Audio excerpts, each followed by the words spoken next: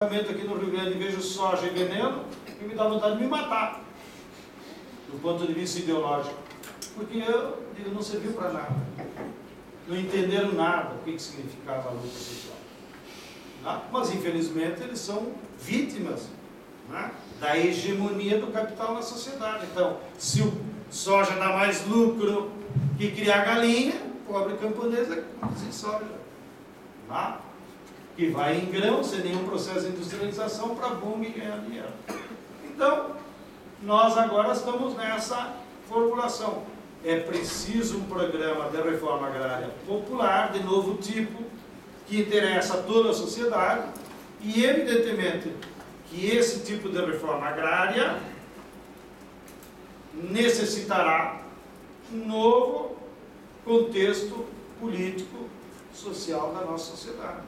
Precisará o reascenso do movimento de massas, precisará um governo popular, não um governo de composição de classe, como for o Lula e Dilma, tá?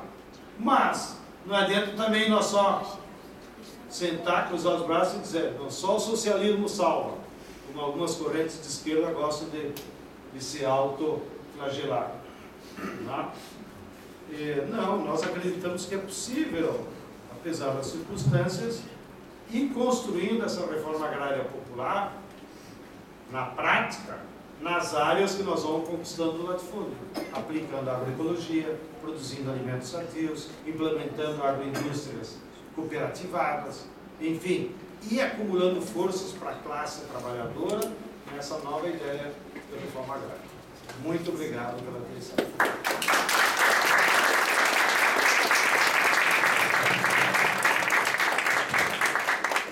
Obrigado, João Pedro. Vai falar a palavra do seu irmão, Guilherme.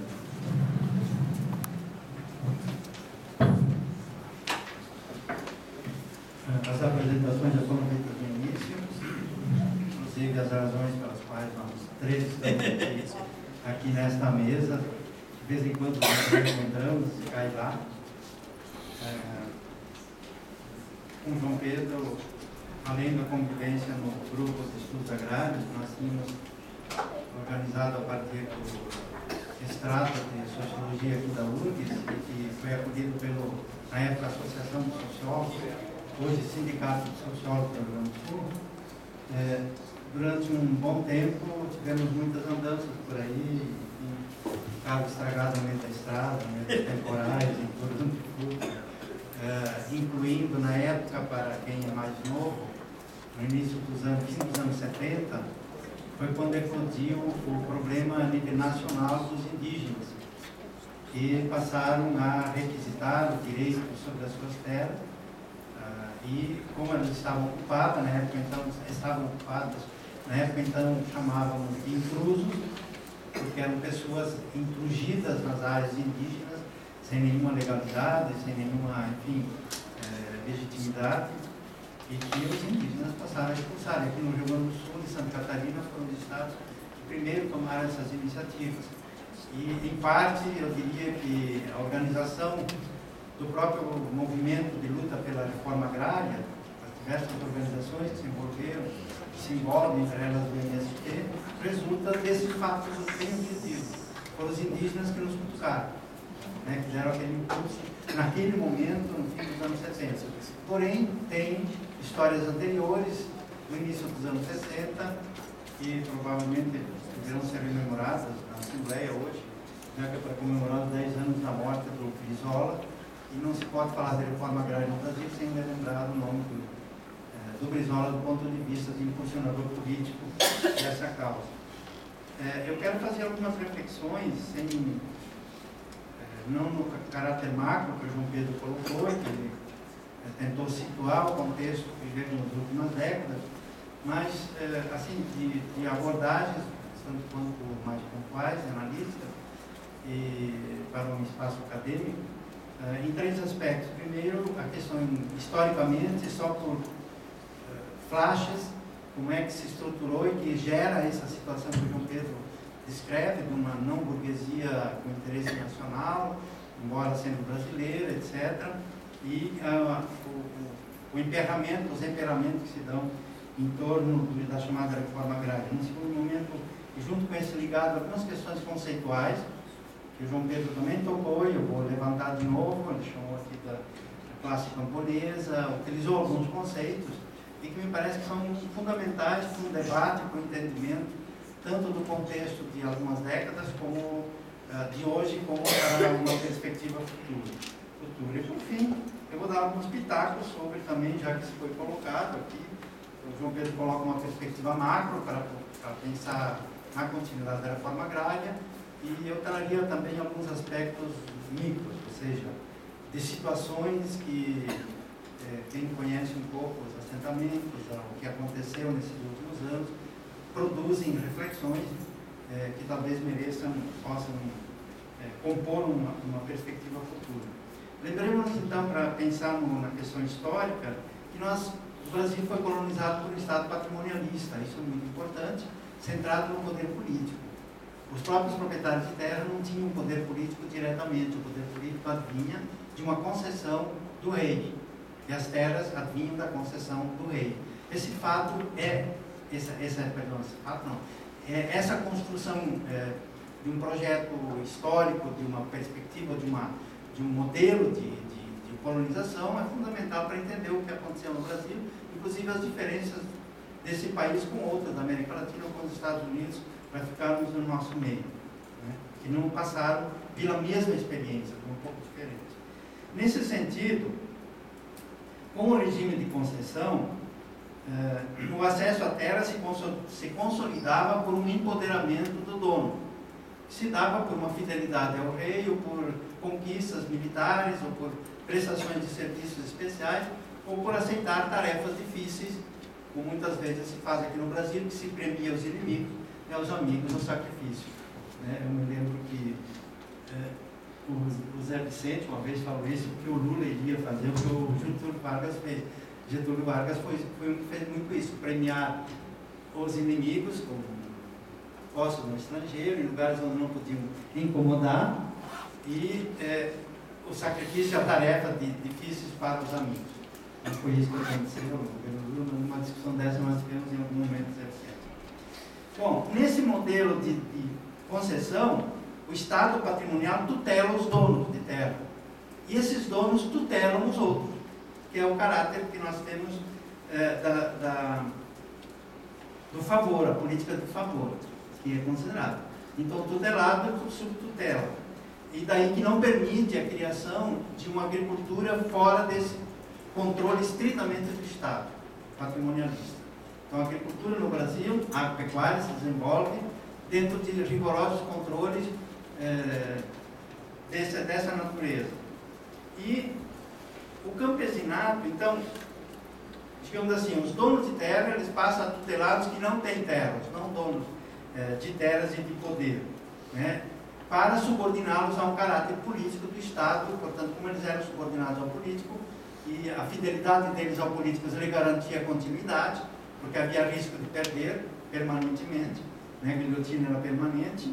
Então, eles passam a tutelar e criar uma subserviência do restante da sociedade, entre elas, principalmente, o campesinato, que era a grande maioria da sociedade. Então, o campesinato ele tem uma função subsidiária do funcionamento da sociedade brasileira, daquele modelo, naquele momento, em que a terra e o poder era um poder subordinado ao político, e, portanto, com influência e barganha. E nesse modelo, a monocultura era o único que interessava para a exportação. E o João Pedro mostrou que isso continua presente ainda hoje, a valorização do que é para a exportação e, bom, a comida, etc., sobrando alguma coisa, enfim, ela é secundária e permanece secundária, inclusive nas políticas públicas da agricultura do atual governo. Concordo com o João Pedro nesse aspecto, que permanece essa situação que não foi superada até hoje, apesar de todos os esforços para talvez fazer outra alternativa. Como esse campesinato, e aqui já tem uma questão interessante que o João Pedro levanta, né? Ele utiliza o conceito de campesinato, né? Que é um conceito polêmico, chama de classe camponesa, né? E que, no meu ponto de vista, é um conceito não só polêmico, mas que dificulta muito o entendimento da diversidade social nesse universo social, né? Já que, andando, esse é um dos meus temas de pesquisa, tentar perceber os tipos sociais diferentes do meio rural, se percebe que há muitas racionalidades completamente diferentes, portanto, não dá para colocá-las numa única análise, num único conceito analítico, né? Esse me parece que é um problema que permanece, eu levantei aqui para trazer, eu escutei aquele que ele levantou também, que é um conceito, ou seja, o debate sobre os conceitos é muito importante.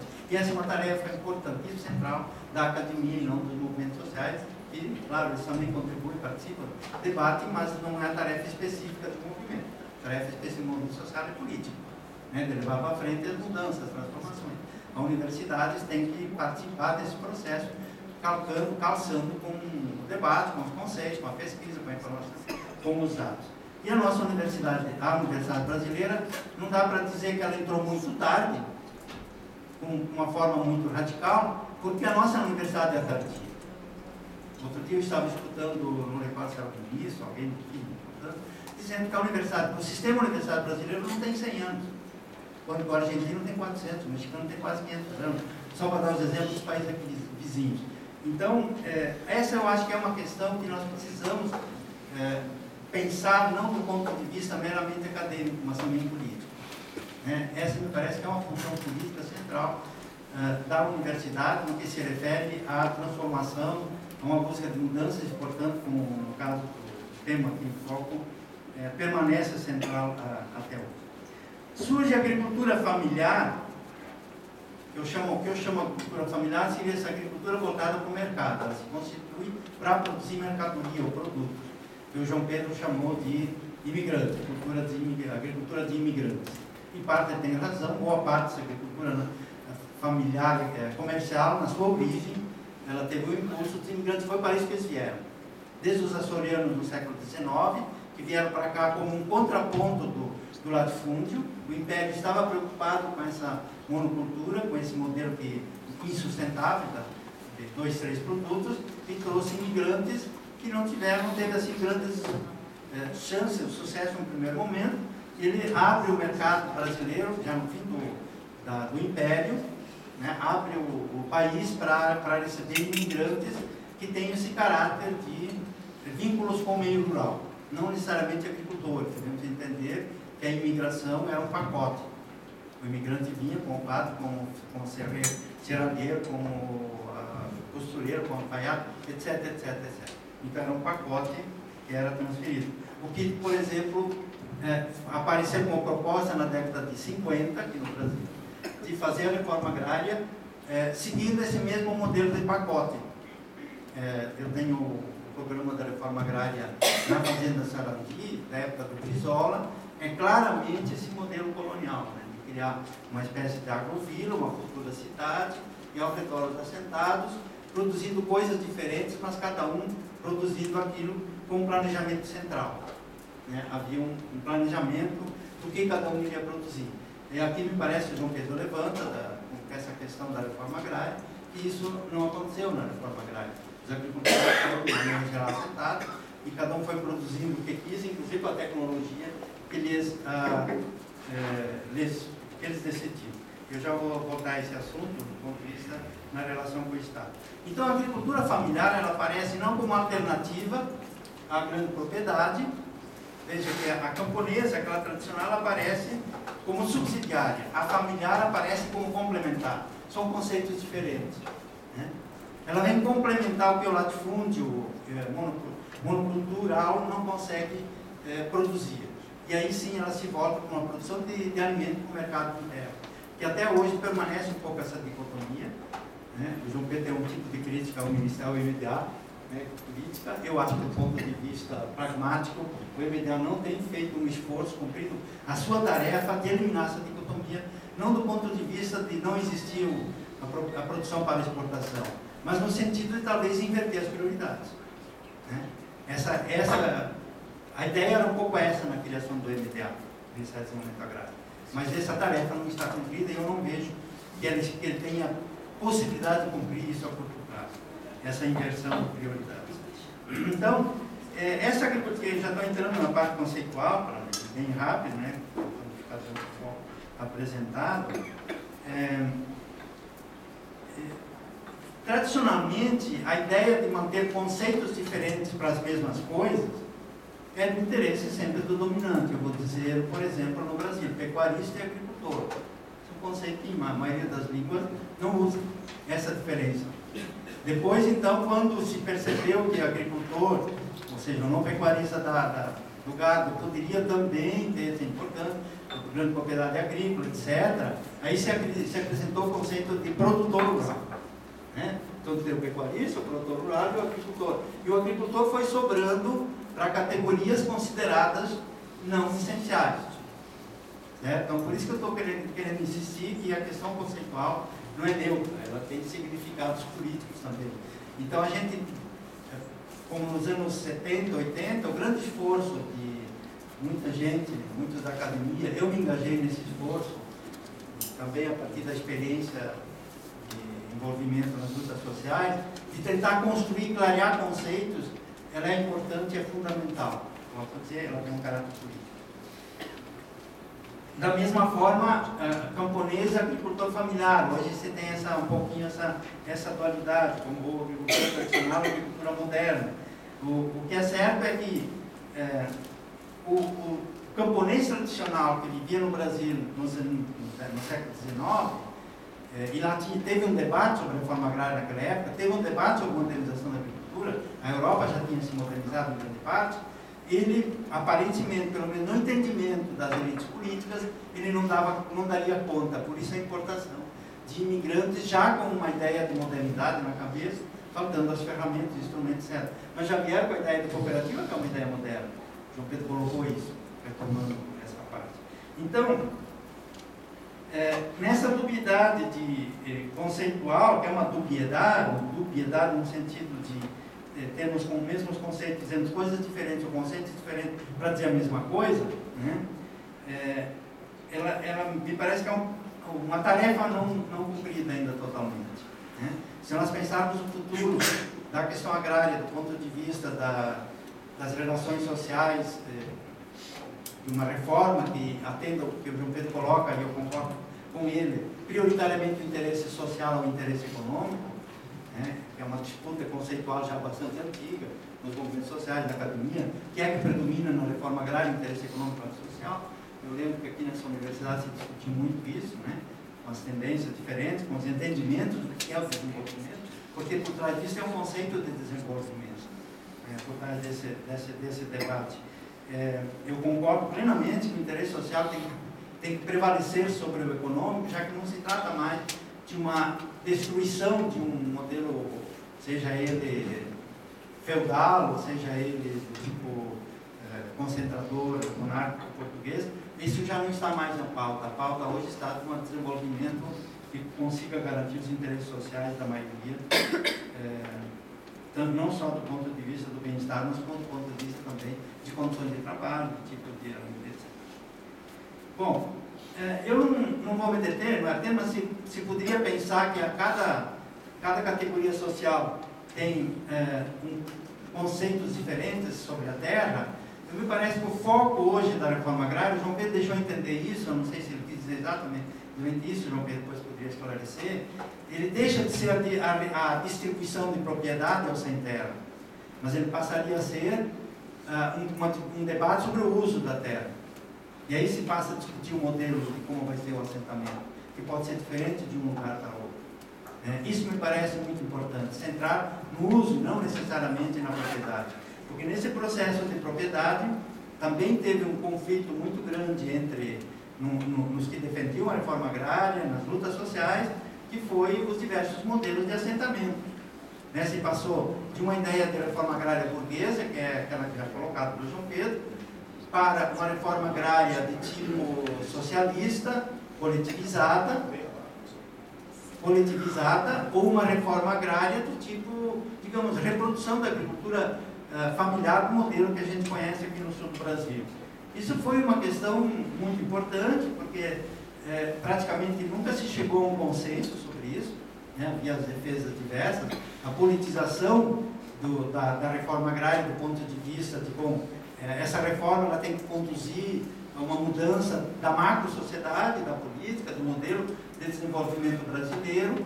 Então isso sempre gerou muita tensão, tanto nos debates em geral, quanto dentro dos assentamentos, entre os assentados.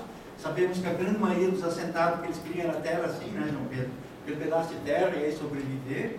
Por outro lado, havia todo um interesse também de dar um sentido político para essa reforma agrária, desisolar no sentido de integrar numa ideia, num programa, num projeto mais nacional ou mais... Nessa perspectiva, o próprio sindicalismo, João Pedro fez lá para rápida referência, ele ficou sempre entre apoiar a reforma agrária e nunca assumir. Do meu ponto de vista, bem pragmático, o sindicalismo nunca quis assumir a reforma agrária em função dos escassos recursos disponíveis para a agricultura familiar. Fazer reforma agrária era ampliar os consumidores desses recursos. Esses recursos eu falo de terra, eu falo de dinheiro, eu falo de acesso ao serviço de saúde, todos os recursos, enfim, que faz parte do que nós chamamos a cidadania.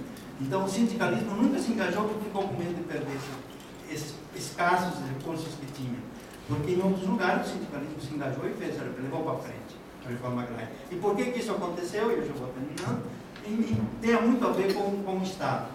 O Estado brasileiro, o João Pedro faz uma análise de que ele sempre esteve de um lado e continua estando de Estado, desse lado, embora com concessões, com tentativas, com mobilizações, com alguns digamos assim, apontamentos para outras recusas, para outras tentativas, mas o Estado sempre se recusou a assumir a reforma agrária no Brasil. Até hoje, nunca assumiu para valer. E sempre ficou fazendo o quê? Botando remendo, conciliando conflitos, negociando no varejo. O Estado nunca enfrentou a reforma agrária no atacado. Sempre enfrentou no varejo. Né? E por isso que tem uma outra questão que se colocou, aí ficou a reforma agrária uma disputa de sem terra por acesso à terra. E essa é a imagem pública que ficou, que não é uma imagem totalmente verdadeira, em parte é verdadeira, mas a questão, por exemplo, se nós formos lá no Estatuto da Terra, de 1964, tem uma ideia de reforma agrária bem mais ampla. Por exemplo, conciliar o minifúndio, as pequenas propriedades, segundo as regiões que iriam ser modificadas, eliminadas, haveria reassentado os próprios donos de terra.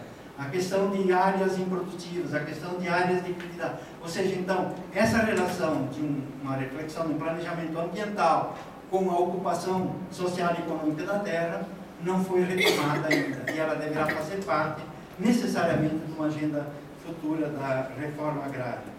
Então, o próprio Estado que criou a dubiedade do Estado se expressa digamos, a recusa do Estado em assumir a reforma agrária, quando ele simplesmente joga por um órgão de terceira categoria dentro da estrutura do Estado, que é o INCRA, que é um instituto.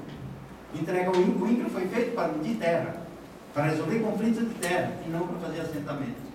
E o MDA aceita essa situação. O INCRA não tem orçamento próprio, portanto, um órgão que não tem orçamento próprio, que não pode gerar os recursos, ele tem que barganhar junto ao governo o tempo todo para qualquer coisa que queira fazer os assentados. Eu aqui devo fazer só uma confissão, uma declaração, que não estou me referindo em absoluto aos técnicos do INCRA, eu conheço muitos do INCRA nacional e regional, são pessoas muito dedicadas e fazem mais do que a sua própria obrigação. É uma questão da hierarquia, da instituição, da concepção e do lugar da reforma agrária. Bom, teria muitas coisas que se poderiam levantar, mas acho que algumas para debater aqui com o João Pedro, essa questão de como clarear do ponto de vista do entendimento, quem é o beneficiário da reforma agrária, nunca foi totalmente definido, historicamente é o que se agregou por sua própria vontade, né, passou a fazer parte da base social dos movimentos ou das organizações que lutam pela reforma agrária pela terra, o principal é o MST, há outros, mas precisa ser definido claramente porque os indicadores de quem é assentado e os indicadores do compromisso de quem vai ser assentado, me parece que devem ser clareados nesse processo de debate, além, evidentemente, além do que o João Pedro coloca, que é das questões macros política e marcos culturais da nossa sociedade. É isso apenas para continuar o debate.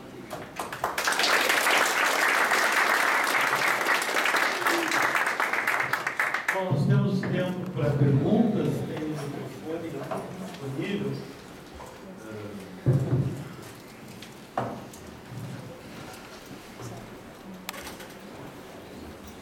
Boa tarde. Eu tenho duas perguntas, uma mais breve e outra um pouco mais comprida. A primeira, eu queria saber se o MST, ele primeiramente visa acabar com o latifúndio improdutivo para depois acabar com o latifúndio que produz, ou ele pretende acabar com todo e qualquer tipo de latifúndio? Essa é a primeira pergunta. E a segunda, eu vi uma entrevista do STED de um tempo atrás, que ele fala se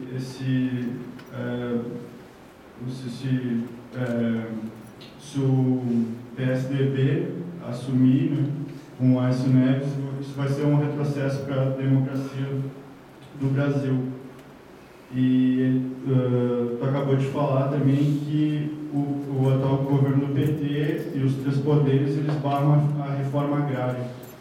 Então, eu queria pedir se, com a permanência do atual governo, isso vai ser uma vitória, e se vai ser uma vitória para quem, ou se vai ser uma derrota para quem seria isso?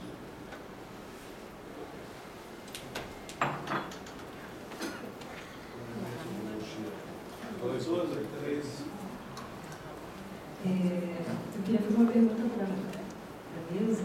A primeira é sobre os comentários que têm sido feitos em relação à descaracterização dos assentamentos, ainda no modelo antigo dos PAs. Então, há toda uma conversa que eles serão descaracterizados, só que, por exemplo, no Amazonas a gente tem dezenas de assentamentos como esses que não conseguiram chegar ainda no seu estágio de consolidação. São assentamentos que existem há 15, 10, 20 anos, sem nenhum tipo de condição, sem escola, sem condição de saúde, enfim. Então, como pensar essa descaracterização dos assentamentos? Outra coisa também é qual é a avaliação que a mesa faz sobre a reforma agrária no sentido da desapropriação e da regularização. Na Amazônia, por exemplo, a maior parte dos assentamentos são feitos a partir da regularização. Então, você não tem uma luta pela terra tão intensa quanto, por exemplo, você tem no Sul e no Nordeste, né? Então, e outra pergunta para fechar é sobre o próprio papel do INCRA nessa situação como um todo, porque ele acaba sendo aquele que tutela os assentamentos, mas ao mesmo tempo também é um órgão que não tem a menor condição de, na verdade, dar qualquer tipo de assistência a esses assentamentos. Boa tarde. Eu tenho uma questão para o João Pedro. Ao longo da história, né, do MST no Brasil, a educação adquiriu um papel-chave, né, seja por meio do estímulo à escolarização formal, né, ou seja, nos cursos de formação em diferentes níveis. Então, levando em consideração esse contexto, eu gostaria que o senhor falasse um pouco sobre os avanços, né, e desafios da educação no campo proposta pelo MST.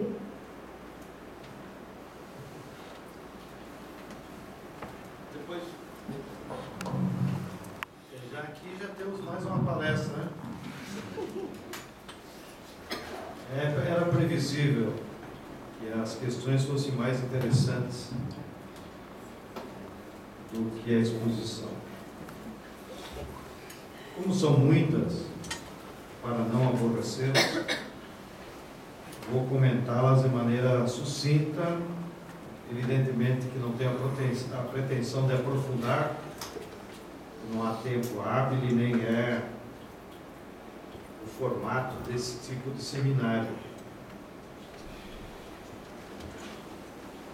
Como programa, o MST é contra qualquer tipo de latifúndio, contra a grande propriedade,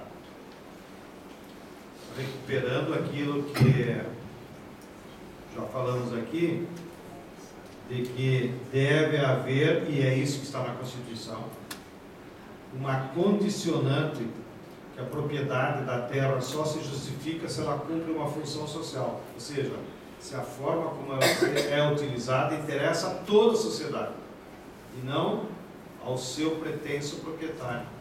Portanto, no Brasil não existe, ao contrário do que a Cátia Abreu diz, direito absoluto de propriedade. Isso não é verdade. Nem a Revolução Francesa disse isso.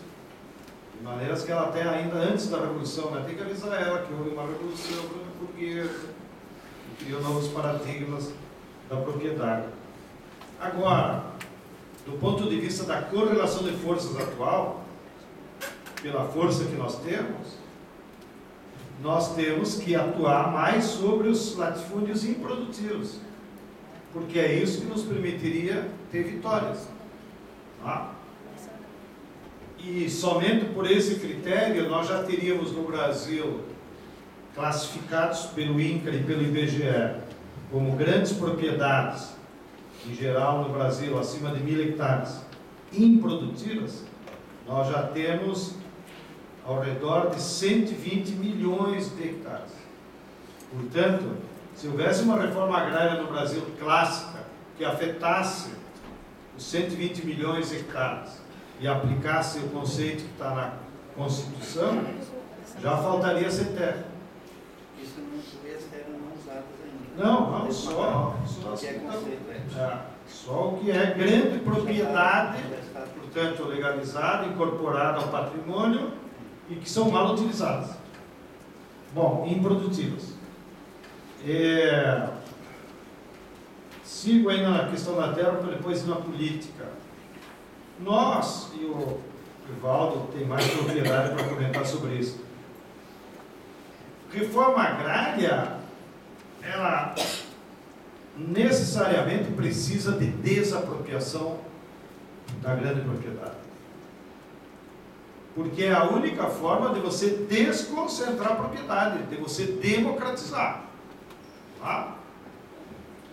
E isso está paralisado nos últimos 4 anos. Regulamentação de terras públicas não tem nada a ver com a reforma agrária. Isso é colonização. Daqui a que vocês têm 2 especialistas, depois vocês fazem um seminário com eles. E, portanto, nós inclusive criticamos o INCRA quando incorpora nas estatísticas para aumentar. É uma estatística burra, né? O que adianta dizer que foram incorporados 80 milhões de hectares à reforma agrária, quando não é? Áreas desapropriadas no Brasil foram 17 milhões. Os outros 63 milhões é área pública, que ninguém perdeu. Portanto, não afetou nada. E é por essas circunstâncias que, nos últimos 10 anos, há um processo natural de contra-reforma agrária, porque está havendo uma concentração da propriedade da terra no Brasil. Com um agravante ainda pior, que parte dessa concentração da propriedade vem sendo feito pelo capital estrangeiro, que depois da crise de 2008, correu ao Brasil para se proteger. Então chegou ao Brasil mais de 200 bilhões de dólares, daquele chamado capital fictício, na forma de dinheiro, na forma de títulos, e eles vieram aqui e se transformaram em patrimônio para se proteger da crise. E compraram terra, compraram usina, compraram minas, compraram hidrelétricas. Então, vocês não percebem aqui no Rio Grande, mas eu estou morando em São Paulo. O setor suco-alcooleiro de São Paulo, que era tradicionalmente de famílias burguesas brasileiras, muitos até de origem italiana, os Maggi, né, etc. Em 5 anos, as empresas transnacionais compraram 58% de todo o setor suco-alcooleiro brasileiro, de São Paulo. Então, toda aquela expansão da cana que está vendo e a modernização da cana para etanol está sob controle de empresas transnacionais. Só que isso não aparece no INCRA, porque ela comprou uma usina, continua o registro lá no INCRA, usina Guarani. Só lá na Bolsa de Valores é que aparece o novo proprietário da usina Guarani, é uma multinacional, é a Bunge. Então, o INCRA, inclusive, não consegue, o Rolf tentou uma vez, identificar o que já havia de propriedade estrangeira no Brasil. Não consegue, porque eles mesmos fazem de forma dissimulada, que não aparece nas estatísticas. Mas houve, nos últimos 5 anos, um processo violento de concentração da propriedade da terra no Brasil, maior pelo índice de Gini do que o censo agropecuário de 1920, quando recém nós tínhamos saído da escravidão. Tal a situação atual. Sobre os assentamentos, é mais que descaracterização. O que eles acabaram de aprovar, uma medida provisória agora, é para acabar com os assentamentos. Por isso nós avisamos o INCRA: aqui vai ser guerra, nós não vamos deixar mais vocês do INCRA entrar nos assentamentos. Porque eles aprovaram uma lei que permite o assentado vender a terra. Bom, e nós dissemos, não, aonde nós tiver controle do assentamento nós não vamos permitir, porque aquele item que está lá na Constituição foi conquista nossa em 88, que introduziu o instrumento jurídico da concessão de uso, concessão real de uso, é assim que está lá na lei, que permite dar segurança jurídica para o assentado e com direito à herança. Agora, com essa nova medida provisória, o assentado pode vender a terra. Então, na primeira dificuldade que ele tiver, ou quando estiver devendo no banco, o comprador vai pagar a dívida dele e ele toca a frente. Então, isso vai ser uma desmoralização para a reforma agrária. Aí, no debate político que nós estamos com eles, e que nós dizemos, isso é inaceitável, ainda mais partindo de vocês que se dizem de esquerda. Eles disseram, não, é porque nós estamos sofrendo pressões da Amazônia. Então, tá bom, vamos combinar entre nós. No Nordeste, Sudeste e Sul, onde vocês têm força, nós não mexemos. Mas isso nós temos que privatizar, entregar, ou seja, liberar as áreas de colonização para a entrada do capital. É isso que a medida provisória vai fazer. E espero que você volte lá para a Amazônia. Faça uma guerra também. Vai ficar aqui no frio, que vai morrer de frio. Mas os assentados não querem descaracterização, não.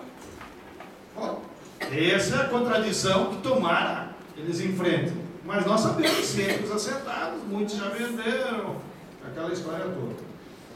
O dilema do INCRA. O INCRA é uma pena, realmente ele está num dilema.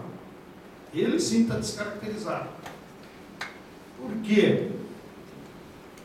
O INCRA, ele foi fruto do Estatuto da Terra, 30 de novembro de 64. A concepção do INCRA era para fazer uma reforma agrária clássica. O autor ideológico do INCRA foi o nosso saudoso e amigo José Gomes da Silva. Foi ele que, pai do Graziano, que é o atual coordenador da FAO. O José Gomes da Silva tinha uma formação ideológica de defesa da reforma agrária clássica. Inclusive, ele foi fruto daquela reunião de Punta del Este, em que os Estados Unidos propunha como solução para a crise de pobreza na América Latina a realização da reforma agrária. 1963. Agosto de 61. E aí, nessa reunião de Punta del Este, eles criaram o IICA, como um Instituto de Estudos e Pesquisas da América Latina, justamente para preparar quadros para fazer as reformas agrárias clássicas. E o Zé Gomes e um grupo do Ministério do Planejamento do Brasil foram fazer esse curso, foi o primeiro grupo brasileiro. Só que quando eles voltaram, em abril de 64, já tinha acontecido o golpe. Não deu tempo.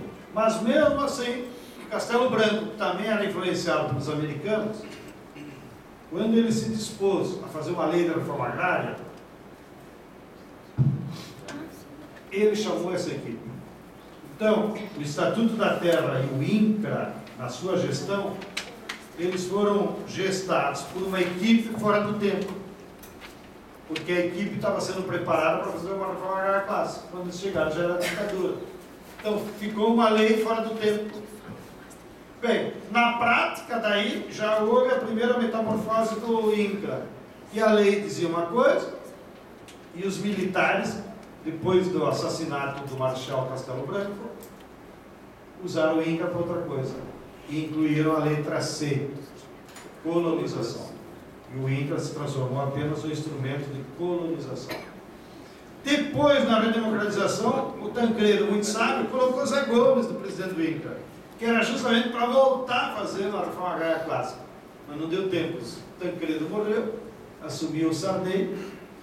O Zé Gomes tentou fazer ainda o primeiro Plano Nacional da Reforma Agrária, que era muito generoso, era quase que uma atualização do projeto do Celso Furtado, e previa o assentamento em 4 anos de 1.400.000 famílias. Portanto, ia ser uma mudança fantástica no Brasil. E o Zé Gomes entregou o plano dia 4 de outubro, dia de São Francisco, até usando a mística da data, e caiu dia 13 de outubro. 8 dias durou o plano de reforma agrária do Zé Gomes no governo Sarney. E agora o INCRA não serve para nada. Porque não tem reforma agrária. Colonização eles fazem com terra legal. Então, para que serve o INCRA? É por isso que os funcionários do INCRA têm que ir para o... que está gravado, né? Está no YouTube, então eu espero que eles assistam. Vocês têm que apelar para ir no psicólogo. Para vocês tentarem encontrar a identidade de vocês. Porque do jeito que está funcionando o INCRA, não tem utilidade nenhuma. Se não faz desapropriação, não está preparado para organizar assentamento, então para que serve? Só para criar problema. Para eles mesmos. Bem, então, realmente, se não houver mudanças na política geral, os nossos servidores do INCRA vão pagar o pecado. Sobre a educação, não tive tempo e nem era objeto. Ao longo desses anos, nós compreendemos no MST, incorporamos a concepção de que tão importante quanto ter terra é ter conhecimento.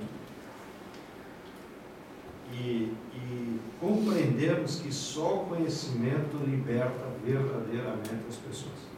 E nada adianta o cara ter 25 hectares, um trator, Pronaf e continuar batendo na mulher. Ou ser analfabeto, ou ser um ignorante na concepção da palavra. Então, o MST faz um esforço enorme, tanto quanto conquistar a terra, conseguir democratizar o acesso ao conhecimento. E o conhecimento se dá das formas formais, para ser redundante, na escola, e se dá, de mínima forma, na sabedoria popular, na cultura. Esses dias eu disse para o ministro do país, nosso gaúcho lá, ele até levou um susto. Fruto dessa nossa política, esse tempo nós temos um levantamento. 80% dos dirigentes do MST ao longo do país já tem curso superior. Ele levou um susto, porque até os ministros ficam com aquele senso comum, né? É pobre, é sem terra, então tem que ser ignorante. Para! Uma coisa é tu pertencer à classe trabalhadora, outra coisa é ter direito a ter conhecimento. E nós seguimos. Nós temos inclusive uma palavra de ordem. Para ser militante do MST, tem que estar estudando. Então, cada reunião nossa que nós fizemos de militante, nós ficamos perguntando o que você está estudando, o que você está estudando, para inclusive constranger. Quem disser que não está estudando nada, diz, tu está ficando para trás. Tu vai virar bundão, vai virar colorado. Entendeu? Para estimular todo o tempo o cara estudar. E daí vem a nossa luta com o governo.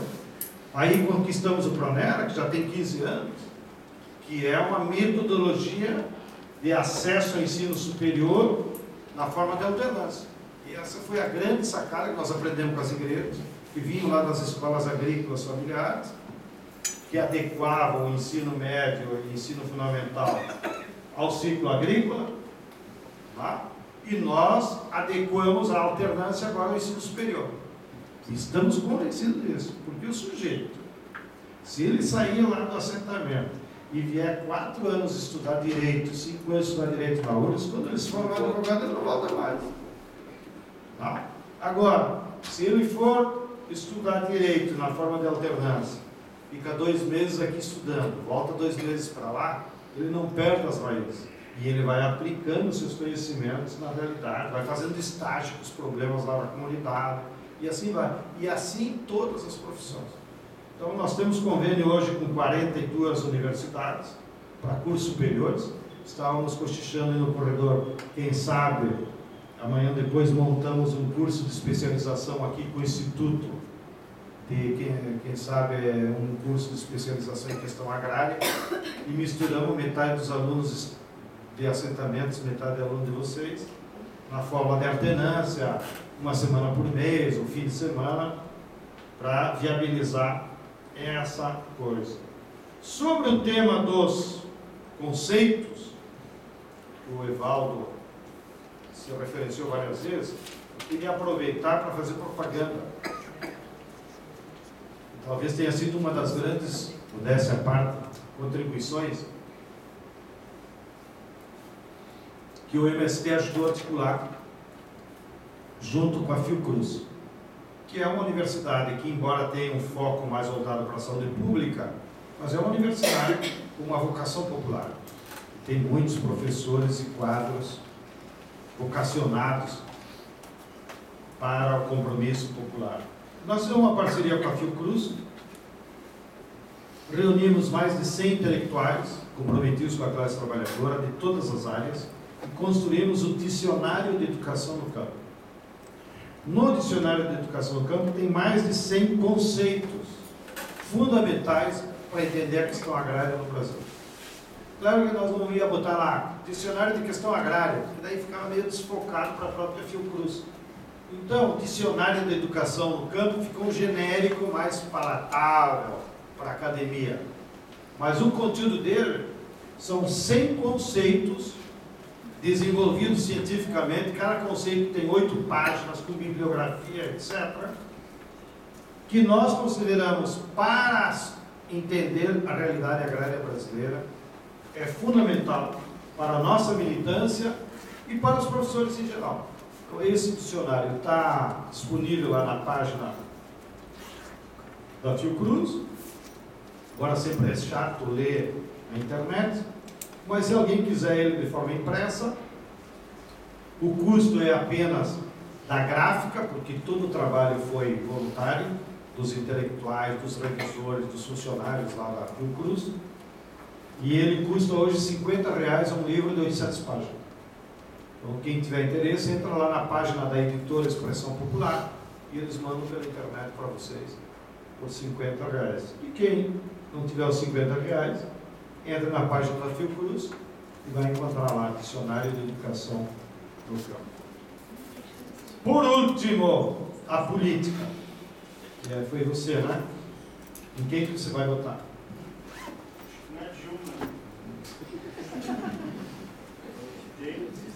Todo mundo está dizendo, né? Acho que eu votar na Dilma sem entusiasmo. De fato, eu acho que o quadro político vai mais ou menos nessa direção. Qual é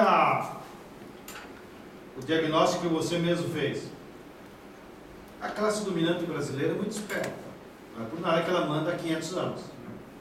Então, o executivo, onde há o voto direto e as massas podem disputar, e eleger o Lula, eleger a Dilma, eles não conseguem ter um governo deles. Então, o governo Lula e Dilma são governos de composição de classe, mas não é de hegemonia da burguesia. E eles sabem disso. Né? Porque dentro da nossa leitura, dentro do governo Lula e Dilma, tem todas as classes.